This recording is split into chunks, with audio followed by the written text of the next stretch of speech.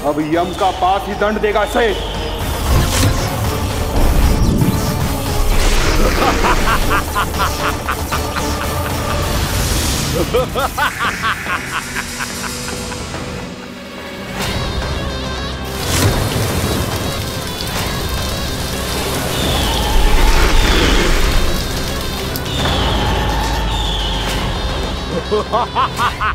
तूने जल की धार को भले ही काट दिया हो दुष्ट, पर हिम में धार नहीं होती। अब मेरी हिम शक्ति तुझे जमा कर नष्ट कर देगी।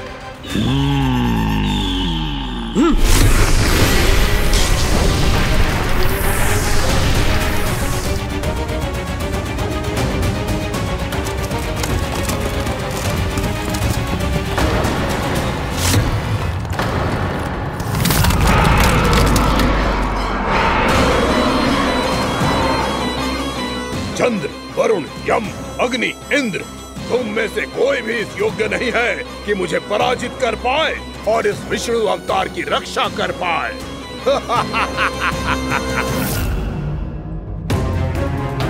इस असुर को देवता कुछ ना बिगाड़ पा रहे हैं। अब क्या होगा खाने का?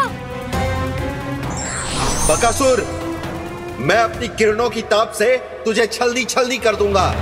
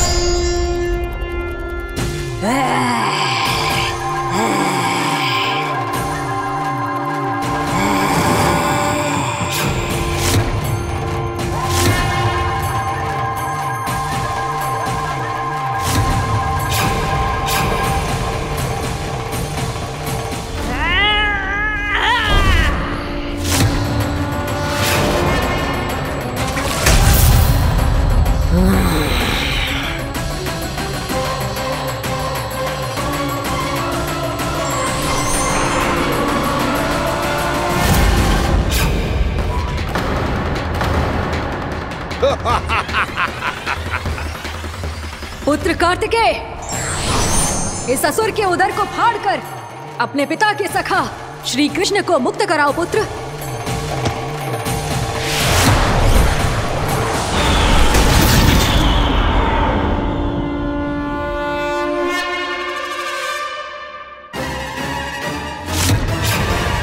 मैंने कहा था, तुम में से कोई भी मेरा बाल भी बांका नहीं कर पाएगा।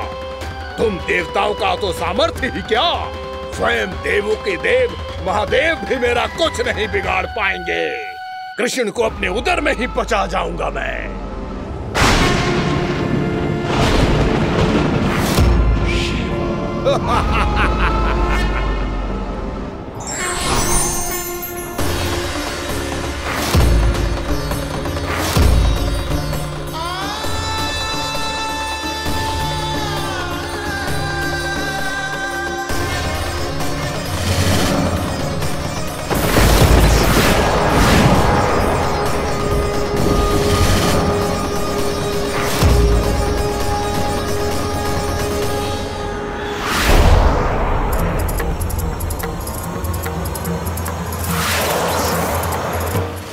शिव शंकर का त्रिशूल है। एक ही बार में इस असुर का प्राण ले लेगा ये।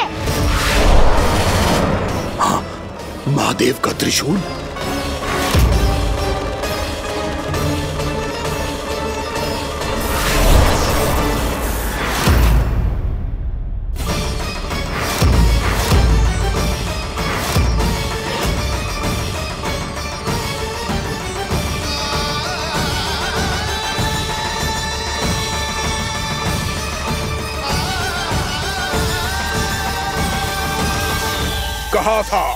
कहा था मैंने, स्वयं महादेव भी मेरा कुछ नहीं बिगाड़ सकते।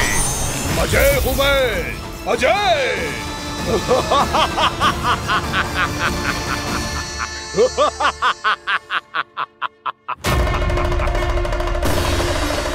प्रभु, आपके त्रिशूल की महिमा तो अपरंपार है, तो फिर ये ठहर क्यों गया? आपने अपने त्रिशूल को वापस क्यों ले लिया महादेव? इस दुष्ट का संहार क्यों नहीं किया? क्योंकि इसकी मृत्यु मेरे हाथों नहीं, मेरे सखा नारायण के अवतार श्री कृष्ण के हाथों ही होगी, और यही विधि का विधान है। पर पिताजी, श्री कृष्ण तो इस असुर के उदर में फंसे हुए हैं, हम उन्हें मुक्त कैसे कराएंगे? ये उन्हें स्वयं ही मुक्त करेगा पुत्र। श्री कृष्ण अपने अपमान से क्रोधित नहीं होते, पर अपने भक्तों का अपमान वो क्षण भर भी सहन नहीं कर पाते। वकासुर यही भूल कर रहा है, हम सबका निरंतर अपमान करके वो उन्हें क्रोध दिला रहा है। वो ये नहीं जानता कि शीघ्र ही उन्हें अपने उदर में रख पाना उसके लिए असंभव हो जाएगा।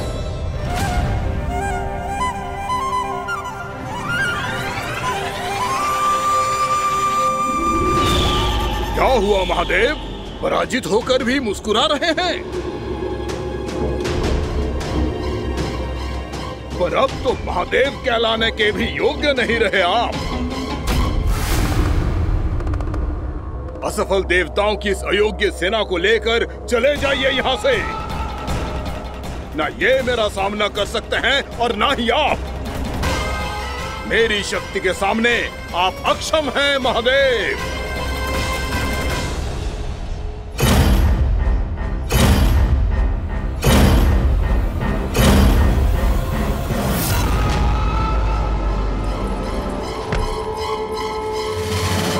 सुधा, जिस दुष्ट ने मेरे लल्ला को निगलो है ना, भीतर से जलेगो, छटपटाएगो, पीड़ा से कराएगो। जिस दुष्ट ने मेरे लल्ला को निगलो है ना, भीतर से जलेगो, छटपटाएगो, पीड़ा से कराएगो। ये क्या हो रहा है मुझे?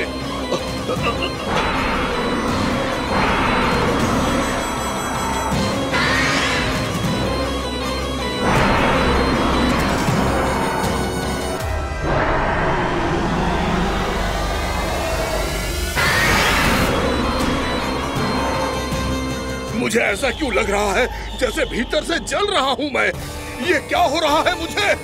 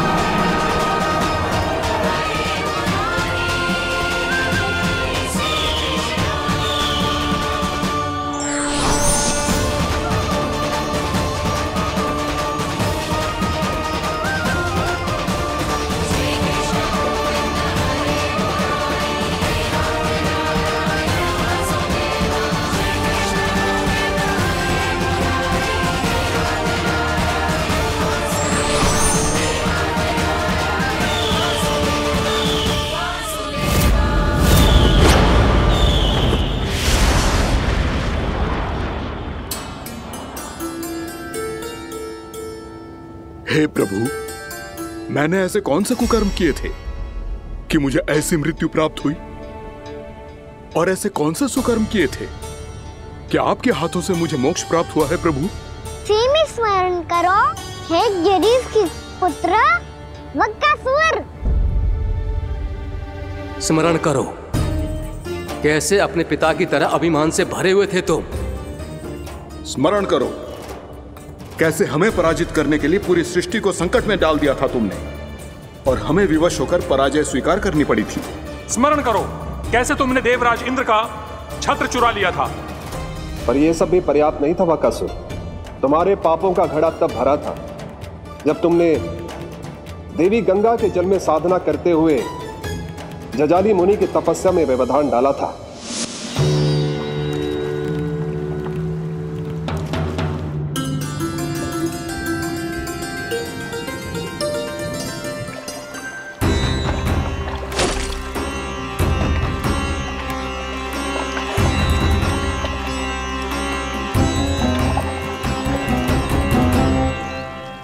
रुक क्यों गए चालक? नौका को आगे की ओर ले चलो। आगे बढ़ना उचित नहीं होगा महाराज। यहाँ से कुछ ही दूरी पर जालजली मुनि तपस्या कर रहे हैं। तो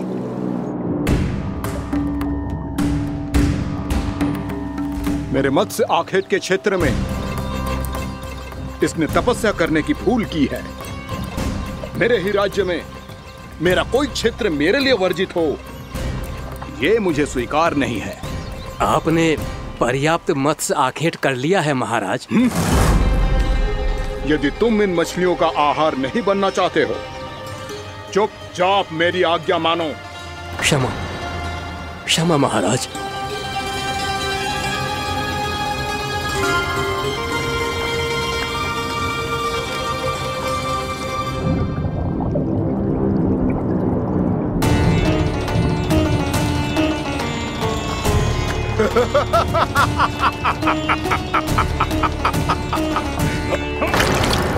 मुनिवर, रक्षा कीजिए, रक्षा कीजिए मुनिवर। हमारे प्राण बचाइए मुनिवर, मुनिवर हमारे प्राण बचाइए।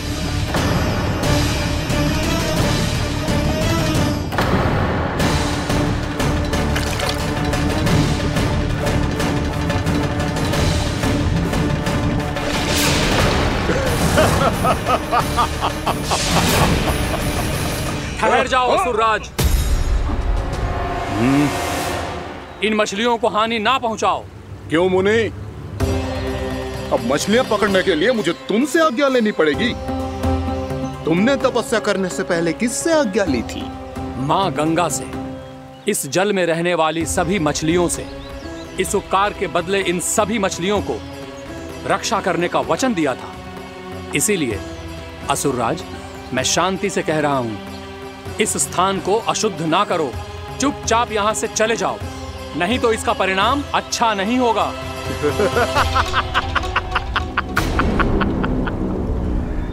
तुम जिन देवताओं की तपस्या कर रहे हो ना मुनि, उन्होंने भी मेरा कुछ नहीं बिगाड़ पाया था, और तुम मुझे धमकी देने का दुस्साहस कर रहे हो।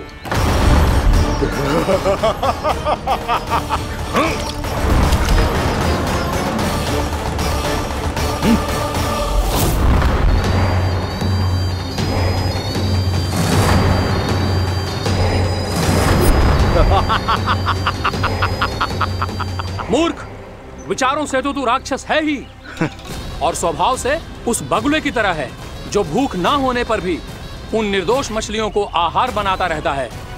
इसलिए अभी इसी क्षण से तू वकुला का जीवन जिएगा।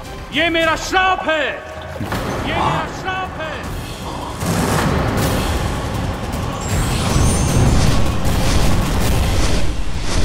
श्राप पाने के बाद तुम्हें आभास हुआ कि तुमने कितना बड़ा अपराध किया था, और तब तुम जजाली मुनि से क्षमा याचना करने लगे। तुम्हारे अपराध बोध को जानकर मुनि श्रेष्ठ शांत हुए और उन्होंने तुम्हें वरदान दिया। श्राप से मुक्ति का एक ही मार्ग होता है असुर, पश्चाताप। तुम्हें अपने भूल का पश्चाताप है, इसीलिए मैं तुम्हें वरदान देता हूं। तुम्हें मेरे श्राप से मुक्ति अवश्य मिलेगी। स्वयं प्रभु श्री नारायण के अवतार इस बगुले के देह के बंधन से तुम्हें मुक्त करेंगे।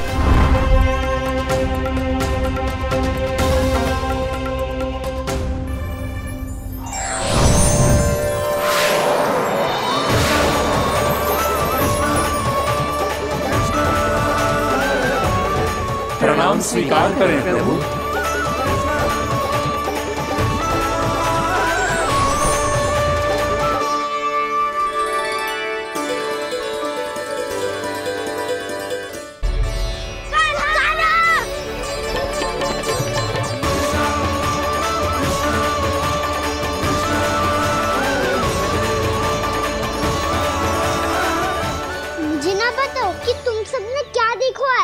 शायद जो देखो है, बस मैया से कछु मत ही बताना।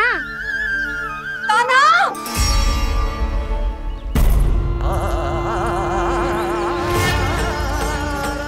कान्हा!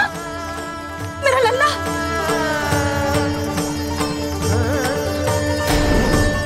भानु बता रहा था तुझे कोई असुर पंछी निकल गया था।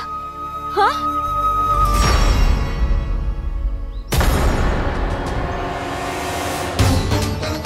हे नारायण, ये क्या है?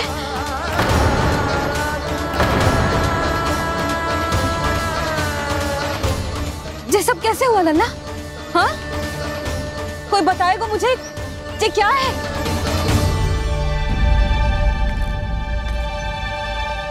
श्रीधामा, मधुमंगल, चिची को सब कुछ बता दो।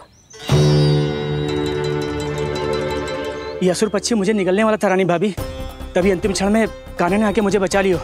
और ये असुर पक्षी ने कही कि यह है वृंदावन का राजकुमार नंदराज का लल्ला, इसके होते कोई भी वृंदावन वासियों को हानि ना पहुंचा सकते। रानी भाभी, कान्हा ने अपने प्राणों की चिंता ना करी और इस क्रूर राक्षस से भिड़ गयो और इस राक्षस पक्षी ने इसे निगल लियो।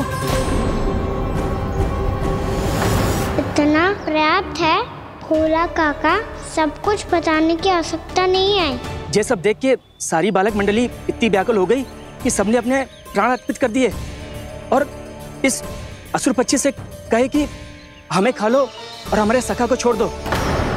इन बालकों का पराक्रम देख के सभी देवतागण यहाँ आ गए और उनके हृदय भी पिघल गए और उन्होंने इस राक्षस पक्षी से युद्ध करके इसे मार गिराया। देवताओं के राजा इंद्र के वज्र का प्रहार तो मैंने अपनी आंखों से देखा है ताई जी। और फिर उसके बाद अग्निदेव ने अग्निवस्त्र का प्रहार किया। जय ना काकी, वरुण देव, कार्तिकेय, यमदेव सबने मिलके युद्ध किया इस राक्षस से। कहा था अभी मत बोलना। अरे सब मिलके फंसा दोगे मुझे। भद्रकाली, हमारे शिव शंकर भी आए थे छोटी माँ। जाओ आप भी। बाबा साईता, मुझे लगता है कि ये कान्हा भी इन्हीं देवताओं में से एक है। संभव तो है चीची। स्मरण है, पूतना और तृणावर्त के आक्रमण के समय भी ऐसा ही हुआ था। सभी राक्षस मारे गए थे पर अपने कान्हा को एक खरोच तक न आई थी। हाँ जीजी, मुझे लगता था कि श्री नारायण की विशेष कृपा है हमारे कान्हा पे, पर अब तो देख के लग रहा है कि हमारा कान्हा ही स्वयं श्री नारायण है। या फिर उनका अवतार है ये। अरे बस करो तुम सब, ऐसा कछु ना है। अरे जितनी बात सुनी है उससे तो यही लग रहा है कि कान्हा देवताओं और असुरों की युद्ध के बीच में फंस गया था। उसका इस सब से कोई लेना देना ना है। तो फिर इसके तन पे एक भी खरोच क्यों ना आया नंदराज? हाँ,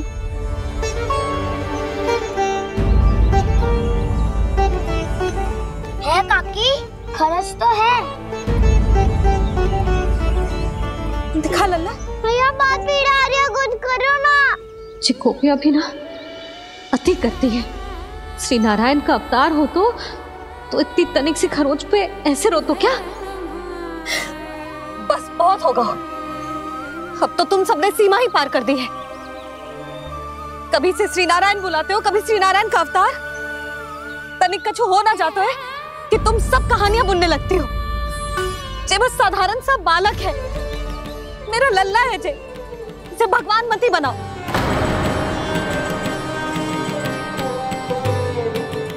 और तू, क्या आवश्यकता थी तुझे यहाँ आने की?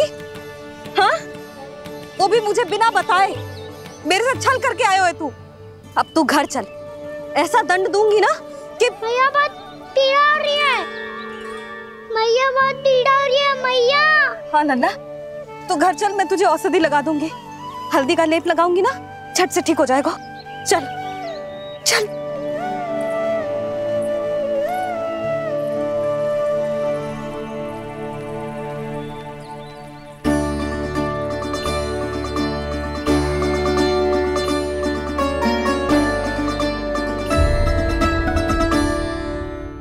बहुत पीड़ा हो रही है मैया। हाँ नन्ना, तू घर चल, मैं तुझे औषधि लगा दूंगी, हल्दी का लेप लगाऊंगी ना, झट से ठीक हो जाएगा। चल चल।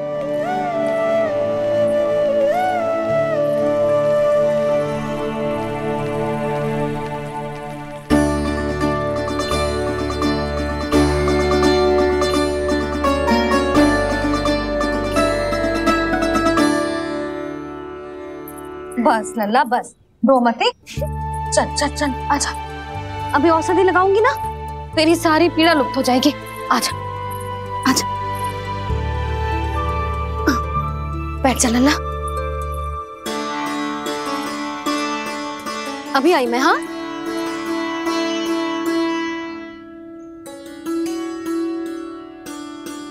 मैया। अरे तो अभी तक रो रो है? क्या कह रही थी सारी गोपियां? बता। के मेरा लल्ला श्री नारायण का अवतार है, दिव्य है, भगवान है। और जो भगवान इतनी छोटी सी चोट पे रोते हैं क्या? इतनी तो लगी भी ना है तुझे जितना तो तू आ ऊ कर रो है।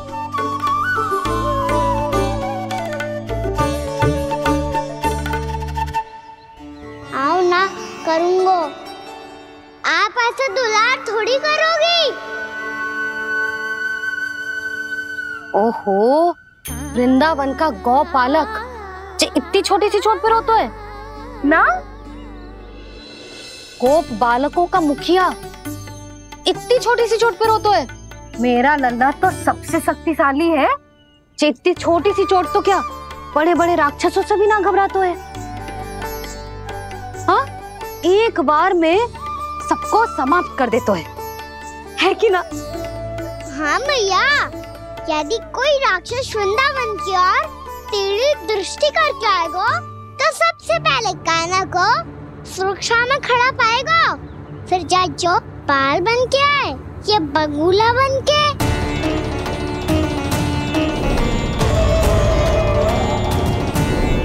ना लल्ला, सोचो भी मती, वृंदावन की सुरक्षा करना तेरा दायित्व ना है। तुझे और कोई संकट का सामना करने की आवश्यकता ना है। अभी तो मेरी पीड़िता का हरण कर रही थी, अचानक से क्या हो गया मैया को? कोई आवश्यकता ना है तुझे ऐसे संकटों का सामना करने की। आने दे आज तेरे बाबा को, सीधा सीधा बोल दूंगी, बहुत हो गए उनके तर्क वितर्क। मेरा फूल सा लल्ला वन में अकेले गौचारण के लिए ना जाएगो। आज बगुले ने निकल लियो, कल कछु और हो जाए तो? नारायण ना करे, कहीं कछु ऊंच नीच तुझे कछु हो जाए तो? मैं तो जीते जी मर जाऊंगी।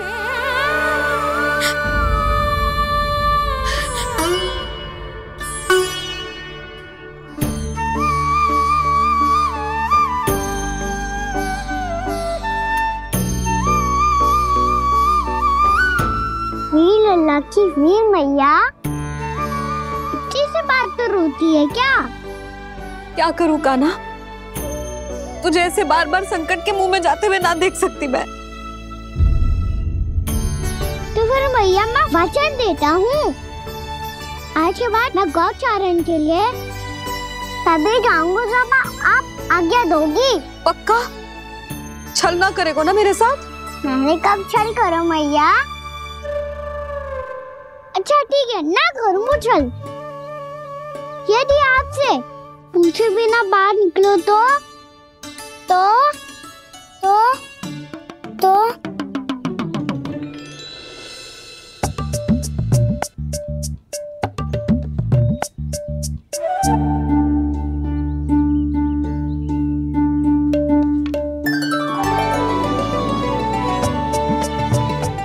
ये रही आपकी छड़ी और ये रही मेरी पीठ।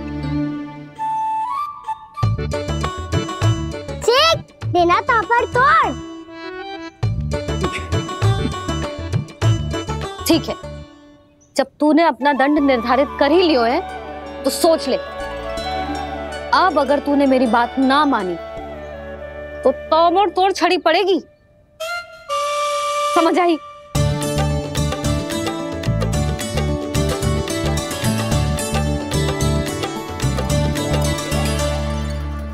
अच्छा ही है कि कान्हा कुछ दिन घर ही रहे। आज वन में जो हुआ है अवश्य कंस ने ही करवाए हुए वो सब।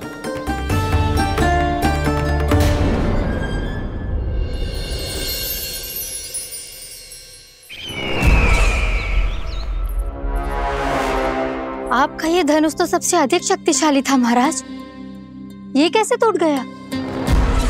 कहीं ये बकासुर की पराजय का संकेत तो?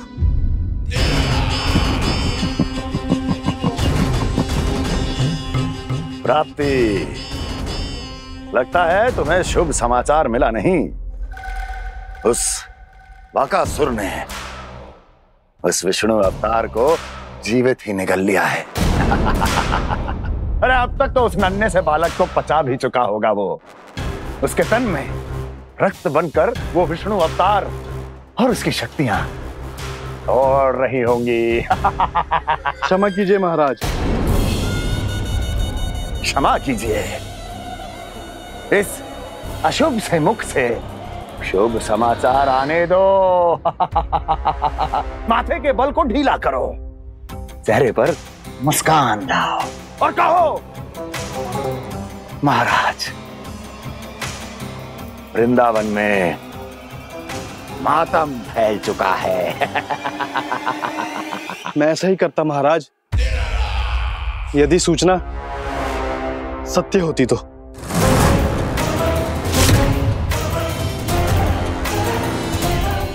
कहना क्या चाहते हो? एक क्षण में सूचना उगलो, अन्यथा मेरा योद्धा बकासुर विष्णु अवतार की तरह तुम्हें भी जीवित निकल जाएगा। आने दो। बकासुर मारा गया महाराज, बकासुर मारा गया महाराज, बकासुर मारा गया।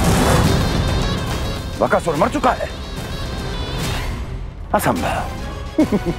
असंभव। बकासुर ने उस बालक को निगल तो लिया था, पर उसकी सुरक्षा करने के लिए सभी देवता वहां प्रकट हो गए, पर फिर भी कोई बकासुर का सामना नहीं कर पाया। और फिर क्या हुआ? वो बालक स्वयं ही बकासुर के उदर से बाहर आ गया और उसकी चोंच तोड़कर उसकी हत्या कर दी।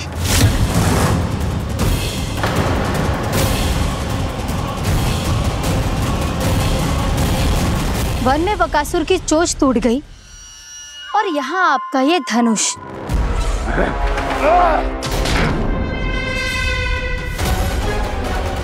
केवल नहीं टूटा तो आपका ये भ्रम महाराज। क्षमा कीजिएगा महाराज, आपका भ्रम टूटना आवश्यक है। आवश्यक है आपको यह आभास होना कि उस विष्णु अवतार को पराजित करने के लिए आपके साधारण योद्धाओं में वो सामर्थ्य नहीं है। अच्छा सर, पूतना, तृणावर्त, बकासुर, ये सब साधारण नहीं थे प्राप्ति, साधारण नहीं थे। फिर तो ये और भी अधिक चिंता का विषय है महाराज, क्योंकि इसका अर्थ तो यही हुआ कि वो विष्णु अवतार कुछ अधिक ही असाधारण है और उसका सामना करने के लिए और उसे मिट्टी में मिलाने के लिए आपको एक ऐसे अस्त्र की आवश्यकता है जो उसके सामने ना झुके और ना ही टूटे।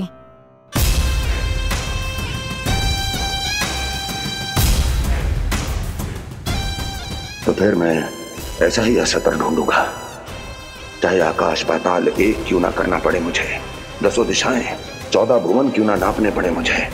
मैं उस अस्त्र को अवश्य ढूंढ निकालूंगा जो उस विष्णु अवतार के प्राणों की डोरी इस धनुष की तरह तोड़ सके।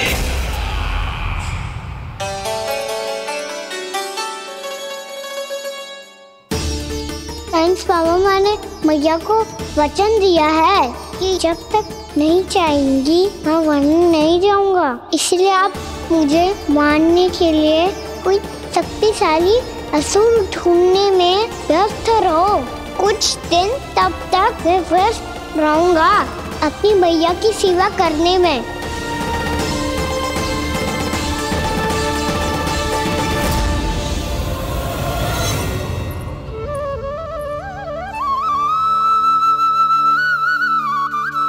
लो मैया, तुलसी जी को चढ़ाने के लिए जल।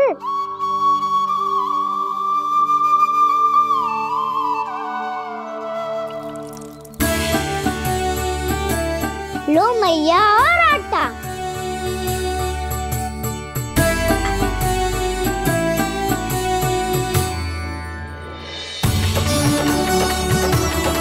लो मैया, बेलन।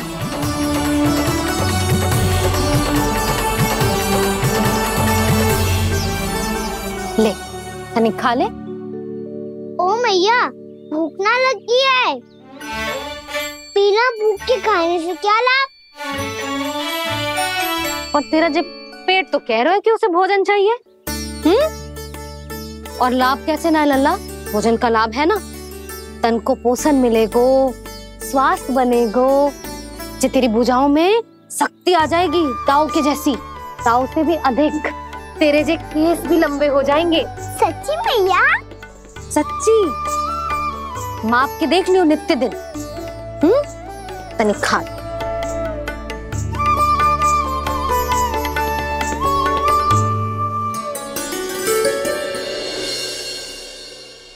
मान के मैया का कहना, छक के भोजन खाते हैं, नित्य मापते भुजा केश, पर ज्यों का त्यों ही पाते हैं।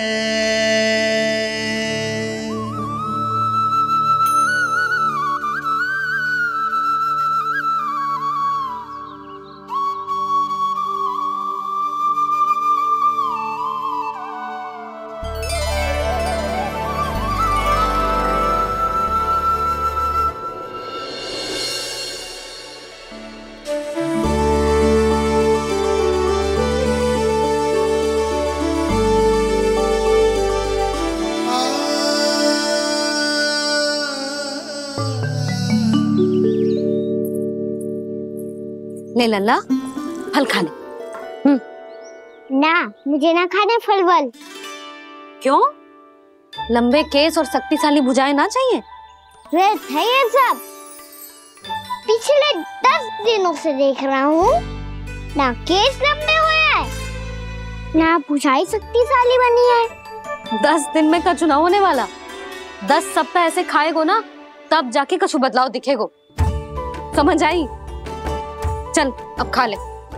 वैसे भी मुझे बहुत सारी तैयारियां करनी है आज। इसीलिए मैया, एकादशी के व्रत के लिए लल्ला। सुनो जी, सारी सामग्री आ गई?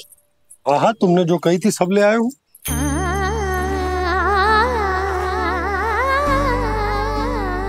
इसमें नारियल तो है ही ना, उसके बिना मैं एकादशी की पूजा कैसे करूंगी? यशोदा, मैंने भोला से कह दिया, वो लेकर आते ही होगा। घबराओ मत। कैसे ना घबराओ जी, आपको पता है ना एकादशी का व्रत मेरे लिए कितना महत्वपूर्ण है। पता है। अरे इसमें तो दिए भी ना है। दिए ना है?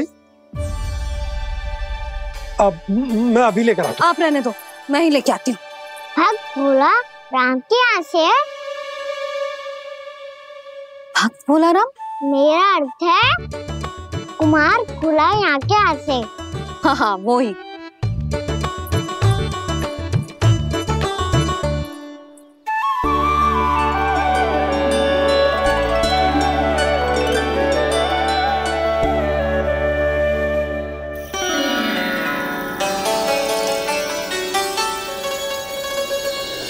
श्री हरि, श्री हरि, मेरे श्री हरि।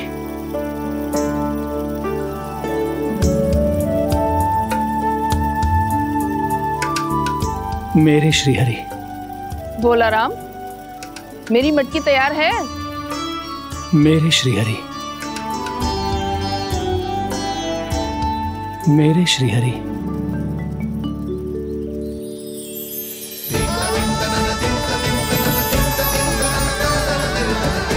भोला राम,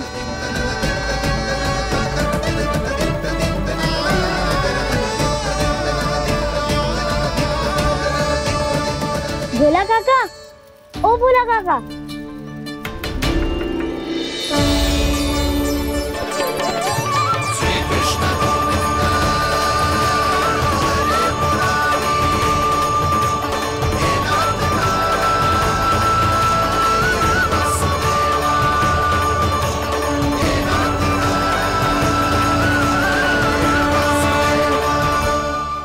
श्री हरि प्रसन्न हो गए। मेरे श्री हरि आ गए, मेरे भगवान आ गए। मेरे श्री हरि आ गए, मेरे भगवान आ गए। मेरे श्री हरि आ गए, मेरे भगवान आ गए। मेरे श्री हरि आ गए, मेरे भगवान आ गए। मेरे भगवान आ गए, मेरे घर मेरे भगवान आ गए।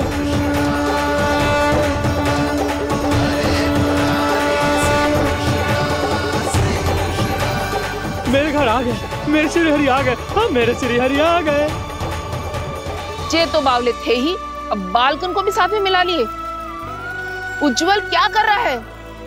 अरे ठहर जा भोला।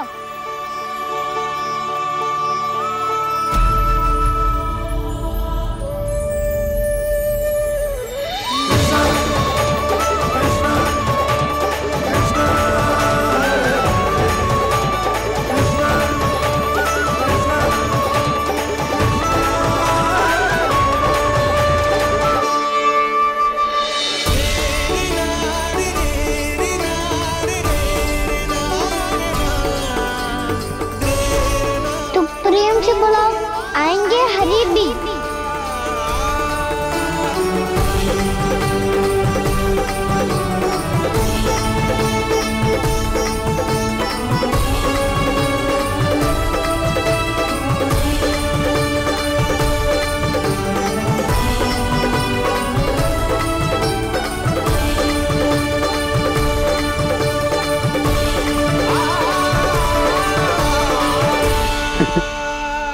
क्या वो गाना?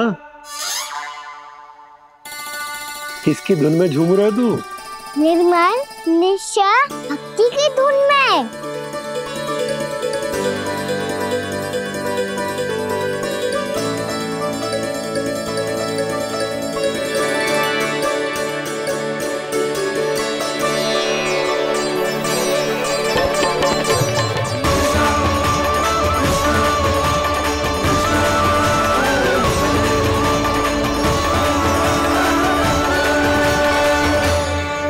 अरे क्या हो गया इन्हें? पावले हो गए हैं क्या?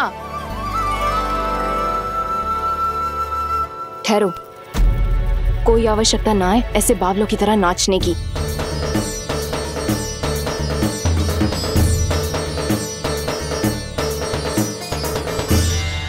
बावले ना है मौसी, भक्ति में रम गए।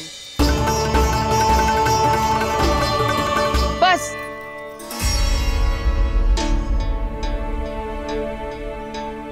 हम सब कब से खड़े हैं यहाँ, पर तुम्हें कुछ ध्यान ही रहा है।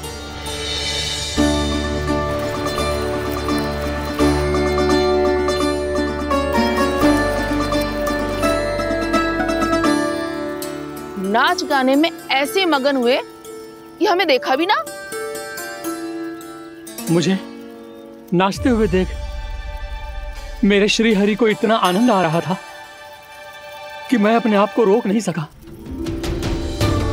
और वैसे भी मेरे जन्म का एकमात्र उद्देश्य है श्री हरि की सेवा करना, श्री हरि को प्रसन्न करना। तुम बावले हो भोला राम, या हमें बावला बना रहे हो? श्री हरि और तुम्हें देख रहे हैं? हाँ, अभी वो यहीं थे, देख रहे थे। भोला काका, आपने भी ना अति कर दी। अब हमें भी बताओ तनी, कहाँ थे श्री हरि?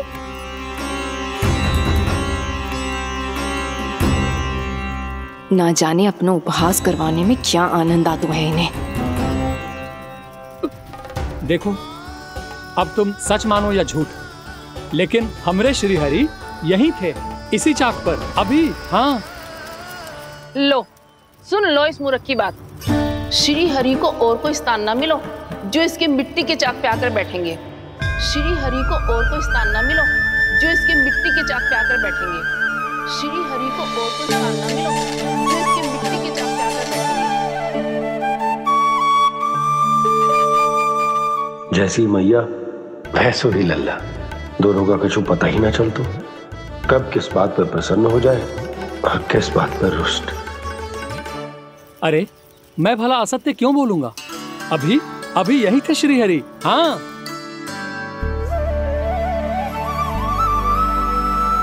हाँ, जैसे श्री हरि को तो कोई कार्य है ही ना, वो तो आतुर होके बैठे रहते हैं कब तुम हरि हरि बुलाओ और वो दौड़े चले आए।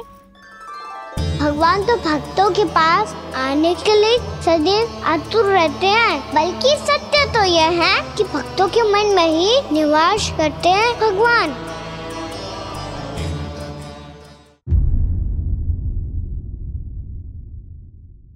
मैं भला असत्य क्यों बोलूंगा? अभी अभी यही थे श्री हरि। हाँ।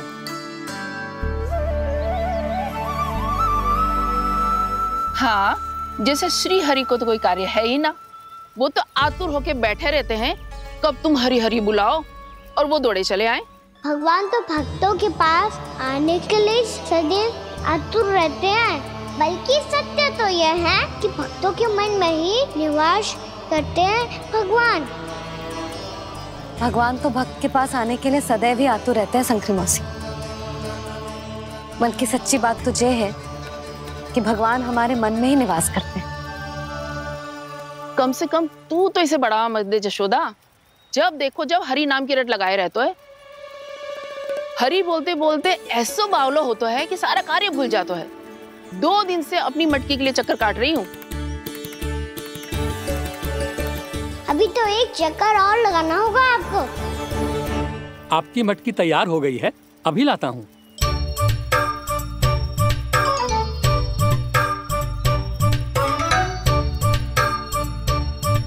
लो जी मटकी।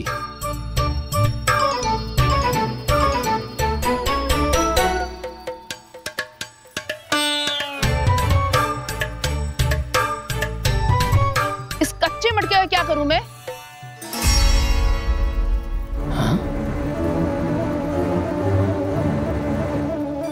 पर इसे तो मैंने भट्टी में पकाया था। अब तू ही देख ले कितना ध्यान रहता है इस कार्य पे। और कह तो है कि श्री हरि आते हैं इससे मिलने। हाँ आते हैं और आगे भी आएंगे हमारे श्री हरि हमसे मिलने। और आके मोक्ष देंगे, है ना?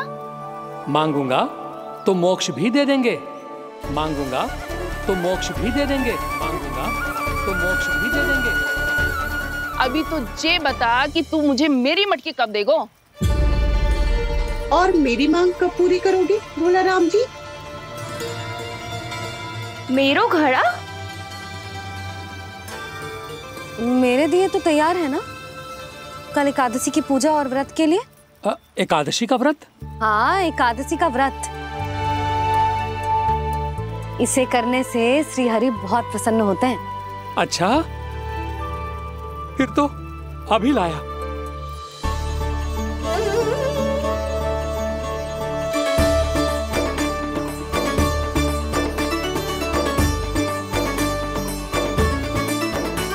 लो जी आपके दिए।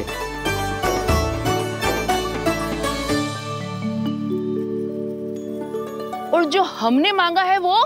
बाकी सब शेष द्वादशी के दिन मिलेगा, क्योंकि कल मैं भी एकादशी का व्रत रखूंगा, क्योंकि कल मैं भी एकादशी का व्रत रखूंगा, क्योंकि कल मैं भी एकादशी का व्रत रखूंगा।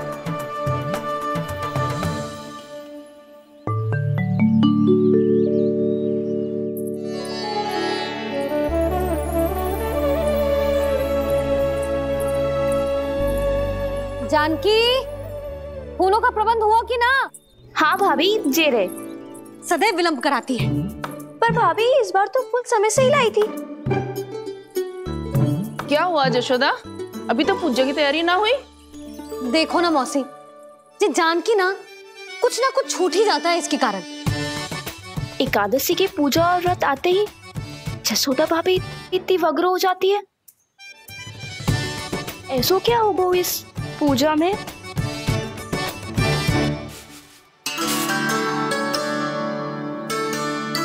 ये थाली में रोली चंदन रखने से, दिया जलाने से के होगो? आपको पता भी है एकादशी का व्रत क्यों रखते हैं? क्या महत्व है इसका? लो, जे तो मैं जसोमती रानी से पूछना भूल ही गया।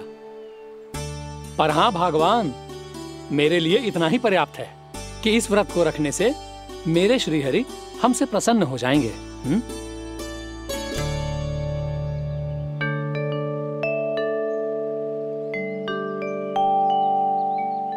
नारायण ही जाने ऐसे कैसे पूजा करते हैं जे श्री हरि की एक मूर्ति तक ना है इनके पास।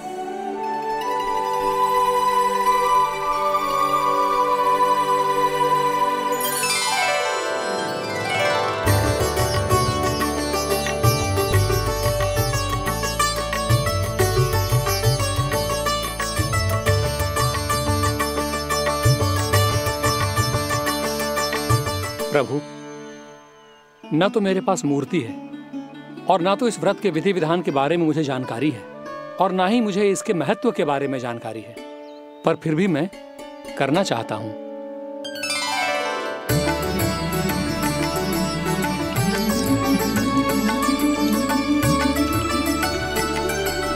इसीलिए मैं दृढ़ संकल्प लेता हूं,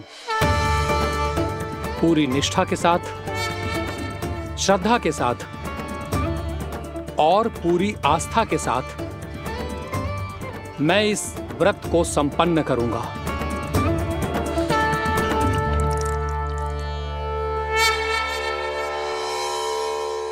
हम संकल्प लेते हैं कि एकादशी के व्रत को पूरी निष्ठा के साथ संपन्न करेंगे।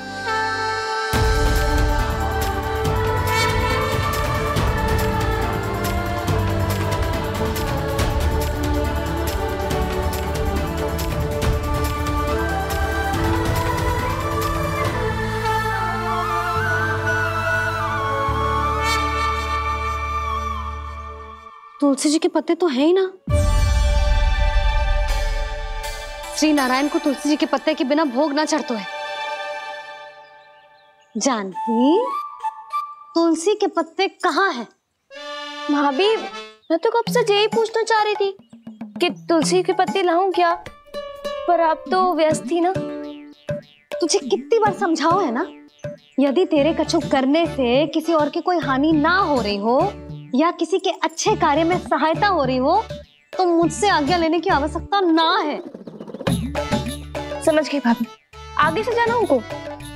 ले अभी लेकर आती हूँ।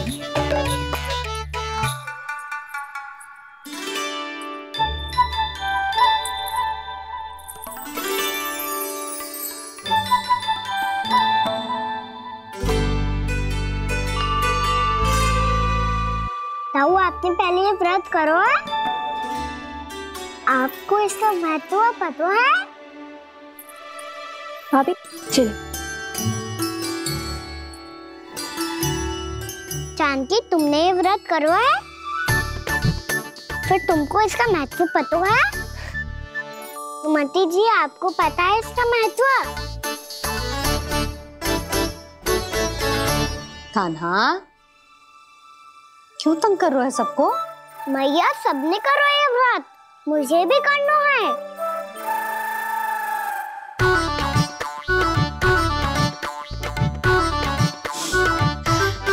ये व्रत केवल बड़ों के लिए होती है लल्ला। जब आप ये व्रत कर सकती हो, बाबा कर सकते हैं,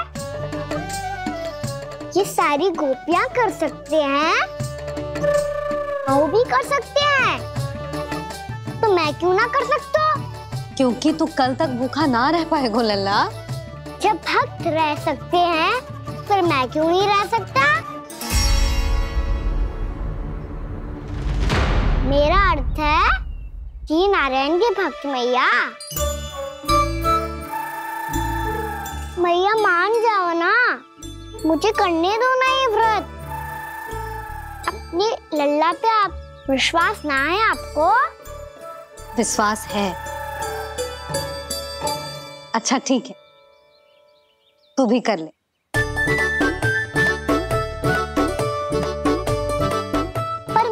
व्रत की कथा तो सुनाओ, मैं तो अबध हूँ ना। मुझे कैसा पता चलेगा कि ये व्रत करते क्यों हैं?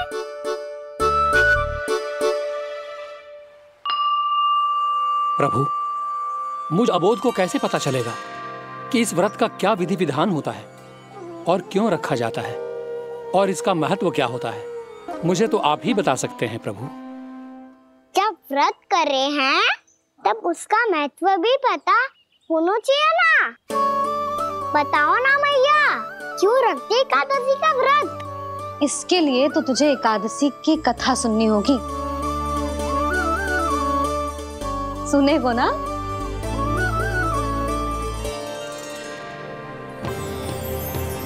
वसुदेव सुतं देवं कंसचाणूरमर्दनम् श्रीहरि, यशोदा परमानंदम्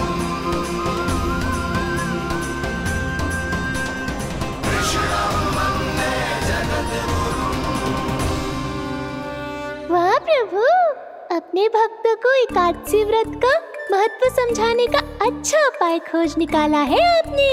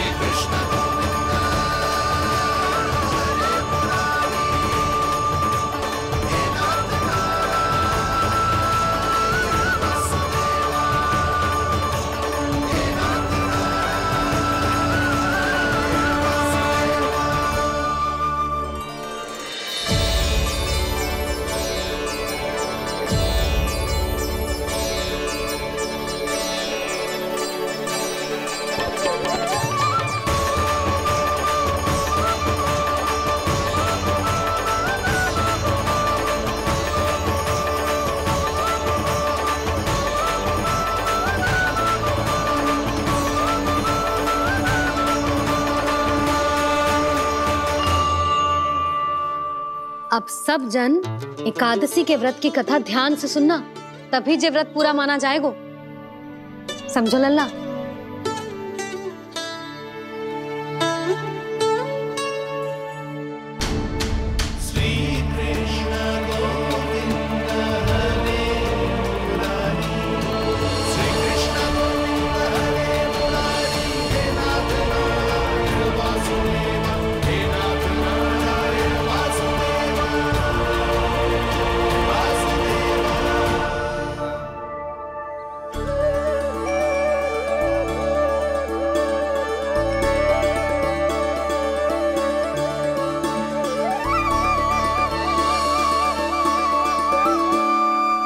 सतयुग में चंद्रावती नाम के नगर में मूरा नाम का एक असुर राज्य करता था।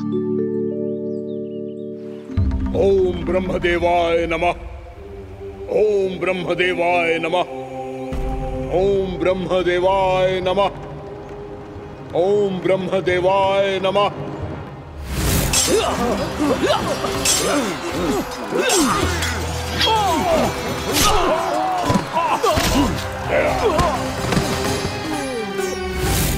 ओम ब्रह्मदेवाय नमः। ओम ब्रह्मदेवाय नमः। जब उसने देवताओं के हाथों असुरों की पराजय देखी, तब वो वरदान पाने के उद्देश्य से ब्रह्मा जी की तपस्या करने चला गया।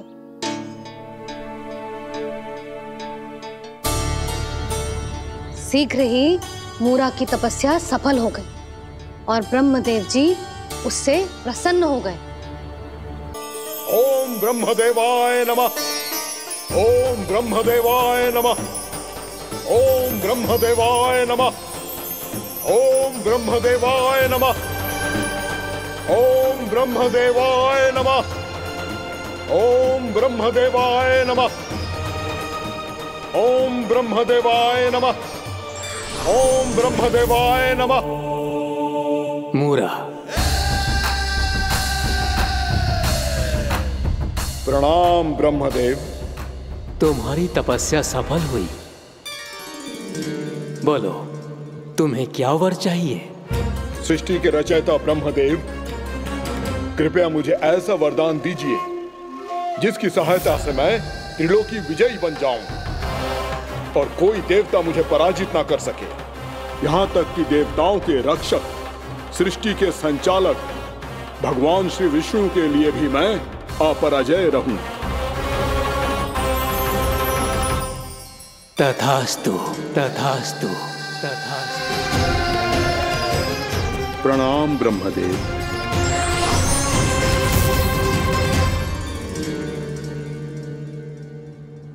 ऐसा वरदान पाकर मूरा बहुत अभिमानी होगा। यक्षों, किन्नरों, यहाँ तक कि देवताओं को भी युद्ध के लिए ललकारने लगो, पर किसी ने भी उसकी ललकार को स्वीकार ना करो, क्योंकि सभी उसकी शक्ति से बहुत भयभीत थे और उसके सामने युद्ध किए बिना ही अपनी पराजय स्वीकार करने लगे। और फिर दंभ में आके उसने स्वर्ग लोक पर भी आक्रमण कर दिया और देवराज इंद्र तक को चुनौती दे डाली।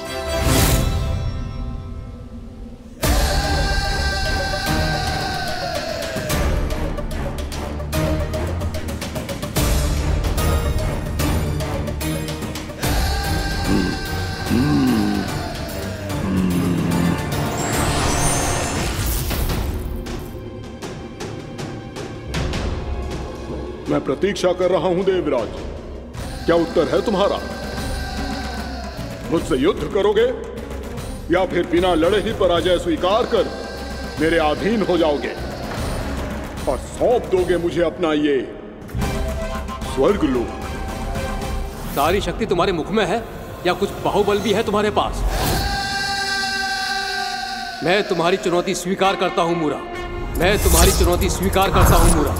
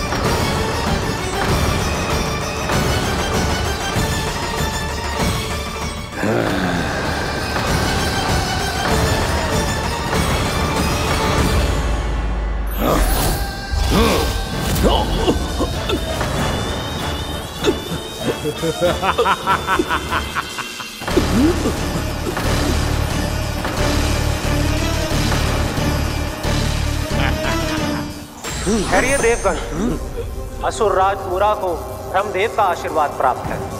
आप में से कोई भी इन्हें पराजित नहीं कर पाएगा।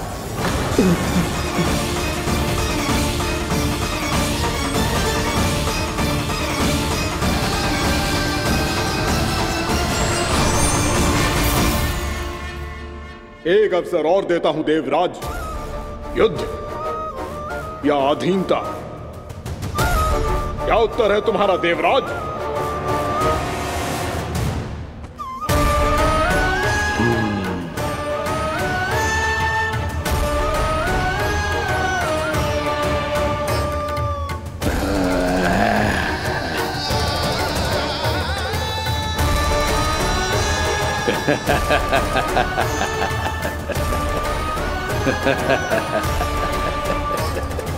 इंद्र और सभी देवताओं ने मूरा के आतंक में आके उससे भयभीत होके अपना सिंहासन छोड़ दियो।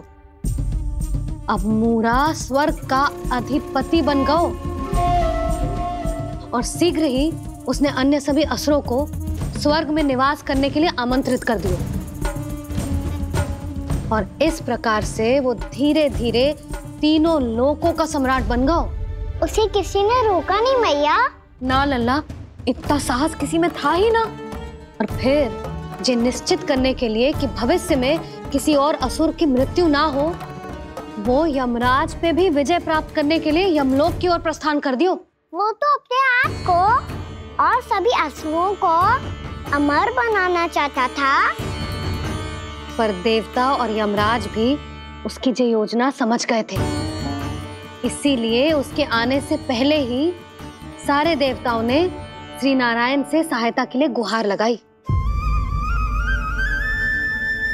अब केवल आप ही कुछ कर सकते हैं प्रभु। अभी तो मूरा केवल त्रिलोक का स्वामी है, और यदि उसने यमलोक भी जीत लिया तो वो जीवन को ही नियंत्रित नहीं करेगा प्रभु, वो मृत्यु का भी स्वामी हो जाएगा।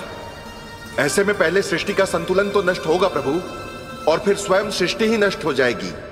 ऐसा नहीं होगा यमदेव, नियति ऐसा होने ही नहीं देगी।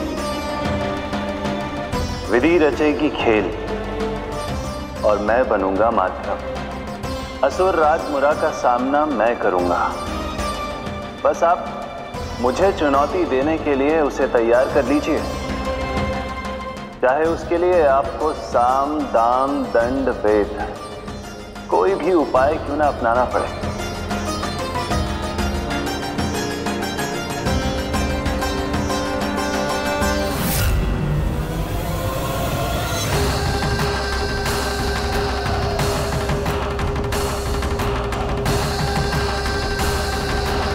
आप तो मेरी प्रतीक्षा में पहले से ही खड़े हैं यमदेव। तब तो आपने मेरी चुनौती के बारे में भी सुना ही होगा। कहिए, क्या उत्तर है आपका? मेरा स्वागत करके अपना राज्य त्यागेंगे या मेरा सामना करके अपने प्राण? असुर राज मुरा का सामना मैं करूंगा। बस आप मुझे चुनौती देने के लिए उसे तैयार कर लीजिए, चाहे उसके लिए आपको साम दाम दंड भेद कोई भी उपाय क्यों ना अपनाना पड़े।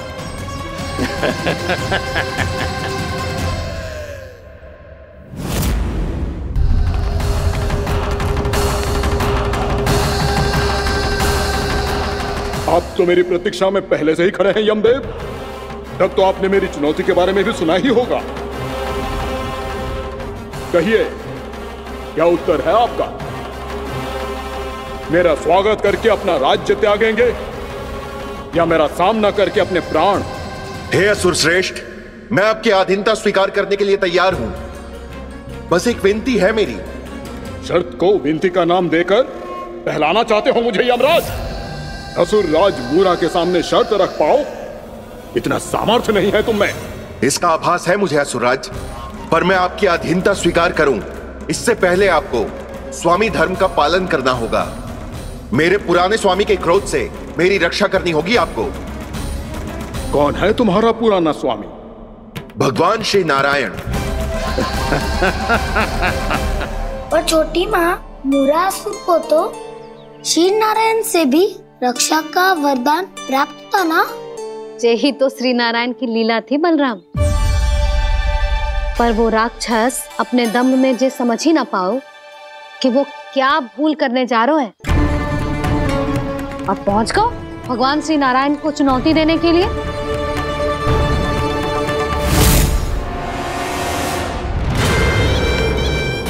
वहीं ठहर जाओ असुर राज मुरा।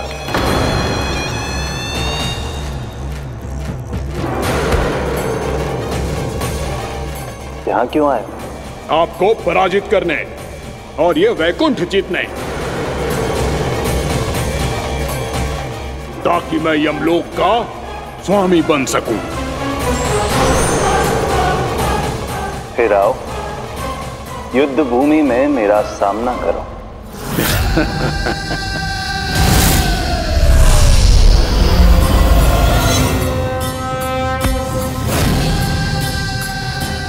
ये नहीं जानते कि इनसे ना हारने का वरदान तो मैं पहले ही प्राप्त कर चुका हूं, इसलिए युद्ध ठीक से आरंभ हो पाए उससे पहले ही इन्हें जीत लूंगा मैं।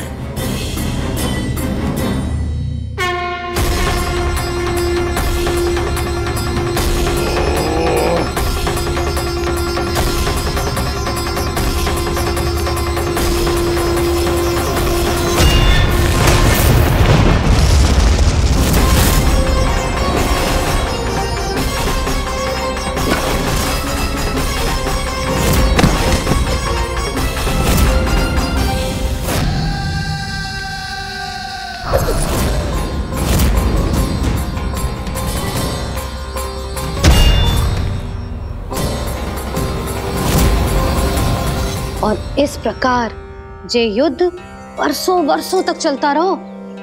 दोनों योद्धा पूरे ब्रह्मांड में अनेक अस्त्रों शस्त्रों के साथ युद्ध करते रहे।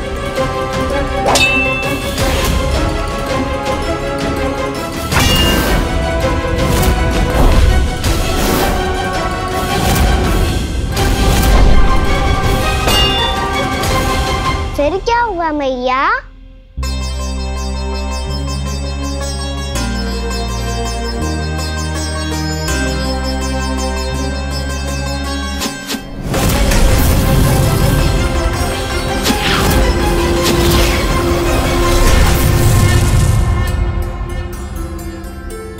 उस युद्ध को कभी समाप्त हुआ हो, पर कैसे? शीघ्र ही वो राक्षस थक गौ लल्ला।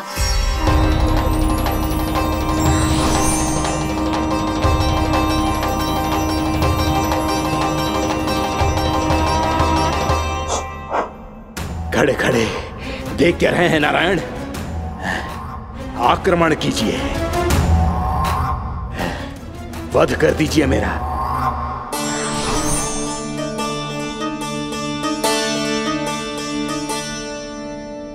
मैं तुम्हारी वीरता से प्रभावित हूं,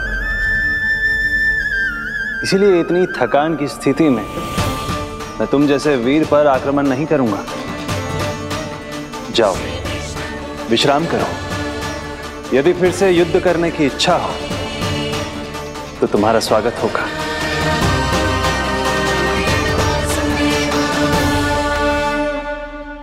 जे कह के श्री नारायण बद्रिका आश्रम चले गए और वहां हिमवत नाम की एक कंदरा में ध्यान लगा के बैठ गए। उधर वो राक्षस विश्राम करने लगो। अनेकों दिन बीत गए और अब वो राक्षस मूरा फिर से स्वस्थ होके बलवान हो गया था। उसने अपनी सारी शक्ति फिर से प्राप्त कर ली थी। श्री नारायण ने उस पर दया करी थी, पर वो फिर से श्री नारायण को छलने को तैयार होगा।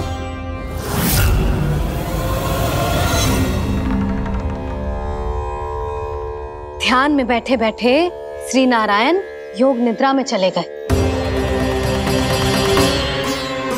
पर दुष्ट मूरा इसी अवसर का लाभ उठा के उनकी कंदरा में घुस आयो ताकि वो सोते हुए श्री नारायण पे आक्रमण कर सके।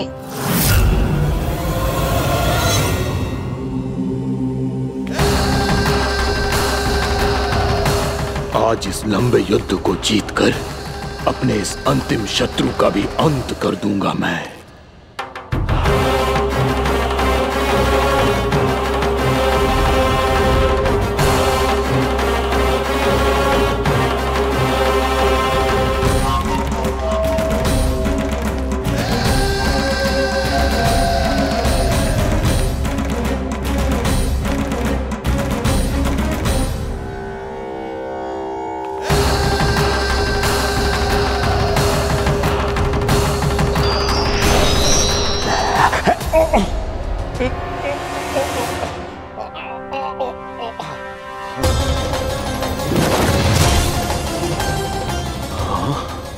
दुष्ट राक्षस, प्रभु ने तुझ पर दया की, तुझे संभलने का अवसर दिया। तू इन्हीं पर ही छल से वार करने चला है।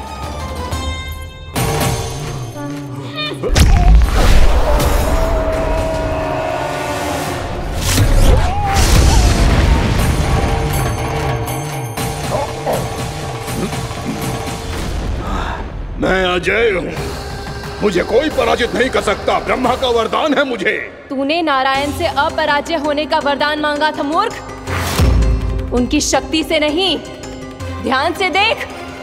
मैं तेरी मृत्यु हूँ, मृत्यु।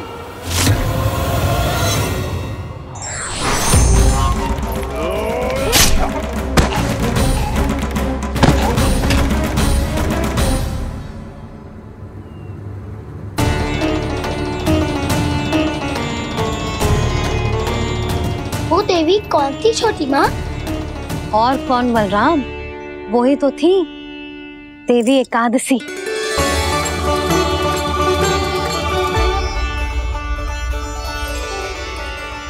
मुझे क्षमा कीजिए प्रभु, आपकी आज्ञा के बिना ही युद्ध करके आपके शत्रु को मृत्यु के घाट उतार दिया। क्षमा नहीं, आपकी तो प्रशंसा होनी चाहिए देवी। असुर राज को मारकर आपने सभी देवताओं को मुक्त करवाया है। इस पापी के अहंकार से तीनों लोकों की रक्षा की है आपने। आप एकादशी की तिथि पर मेरी एकादश इंद्रियों से उत्पन्न हुई हैं। इसीलिए मेरे सभी भक्त आपको उत्पन्न एकादशी के नाम से जानेंगे। सभी तिथियों में आपका स्थान सर्वश्रेष्ठ होगा। जिस तरह आपने राक्षस के आक्रमण से मेरी रक्षा की है, उसी प्रकार एकादशी के दिन व्रत करके जो भी भक्त आपकी कथा सुनेगा, मैं स्वयं उसकी रक्षा करूंगा। जो आपकी पूजा करेगा उसे मेरी विशेष कृपा प्राप्त होगी और उसके साथ साथ उसे मिलेगा धन, सिद्धि और मोक्ष।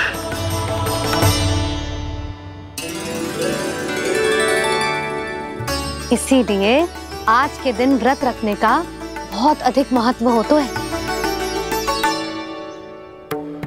बोलो एकादशी मैया की जय। बोलो श्री नारायण भगवान की जय।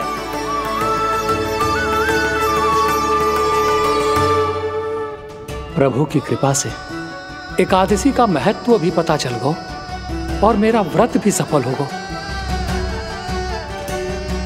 अभी नहीं भूला राम, एकादशी का व्रत पूरी तरह तभी सफल होता है जब द्वादशी के दिन उसे पूरा किया जाता है।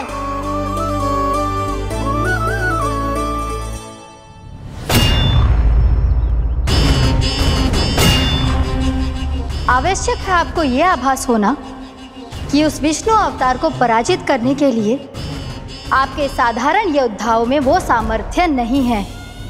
वो विष्णु अवतार कुछ अधिक ही असाधारण है।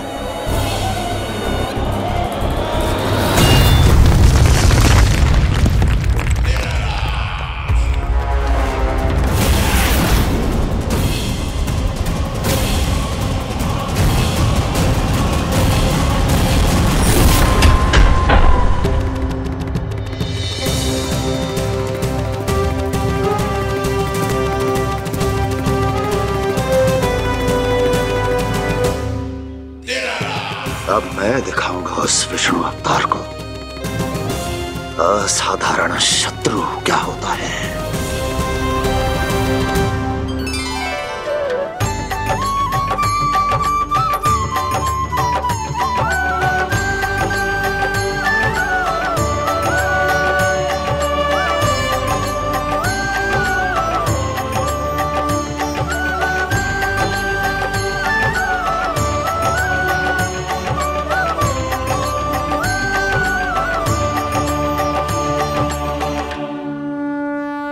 मामा अधीर हो रहे हैं, पर मैया ने मुझे अभी तक बाहर जाने की आज्ञा नहीं दी है। अभी उन्हें किसी और राक्षस को यहाँ भेजने से रोकने के लिए मुझे ही कुछ करना होगा।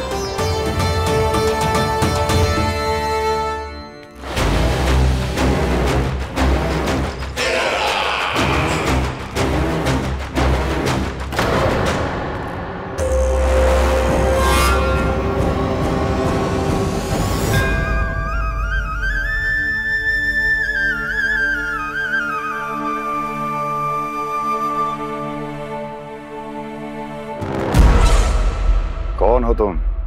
बचपन से ही मुझे मारने का सपना देख रहे हैं, फिर मुझे ही नहीं पहचानते।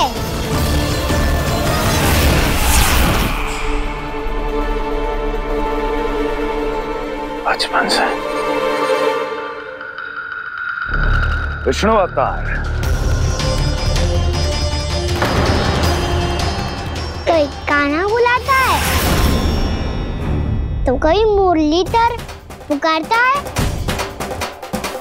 कोई माखन चोर कहता है, कोई कहता है चिच्चोर।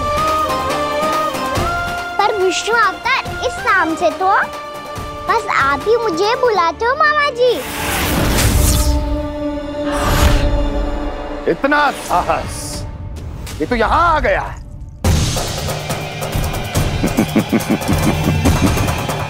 यहां आ तो गया तू विष्णु अवतार, किंतु यहां से जीवित नहीं जाएगा।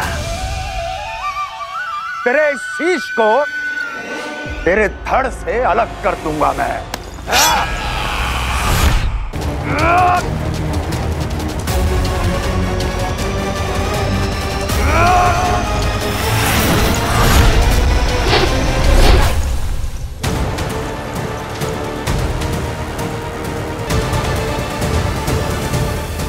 कहाँ देख रहे हो मामा जी? मैं तैयार हूँ।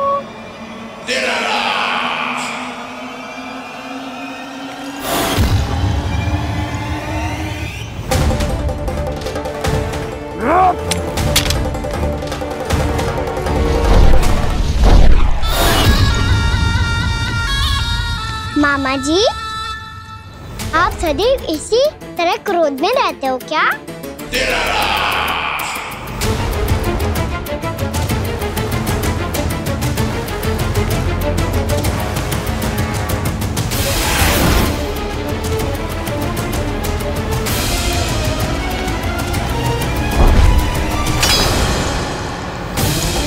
छोड़ छोड़ मेरी तलवार को। छोड़ो तो तब जब पकड़ा हूँ।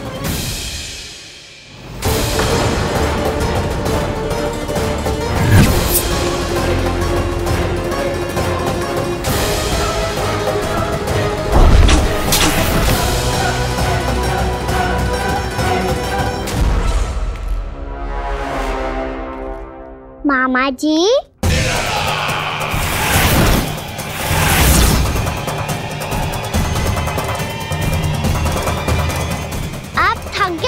थोड़ा विश्राम कर लो। आपका तो पता नहीं, मैं अवश्य थक गया हूँ।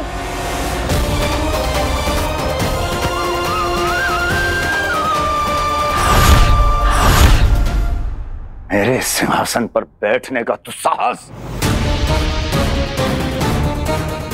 अभी तो बस अभ्यास कर रहा था मामा जी।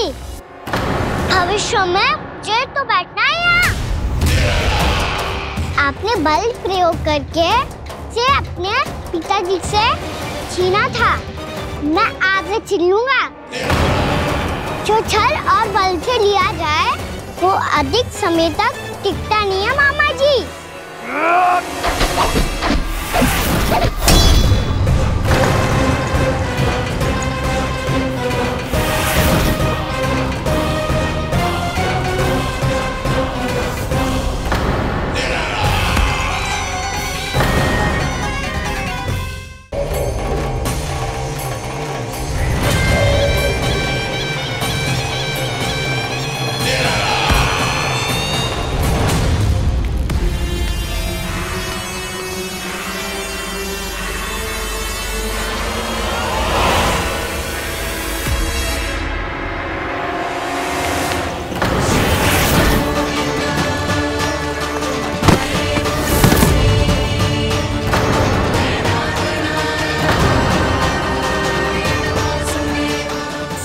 आपको ये सिंहासन छोड़ना होगा।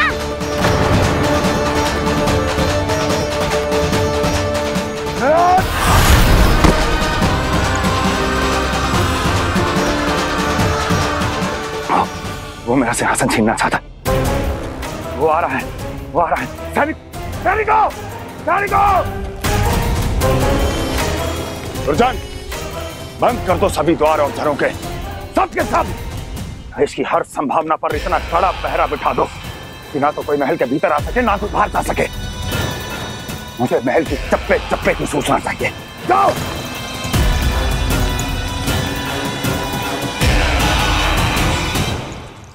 सिंहासन।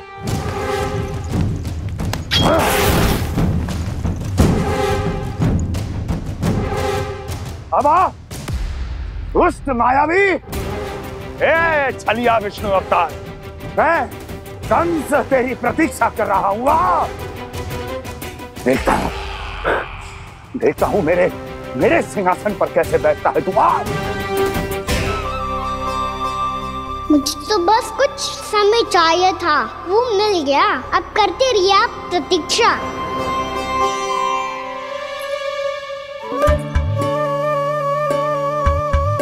जी अपने आप से बातें क्यों कर रहे हो जी?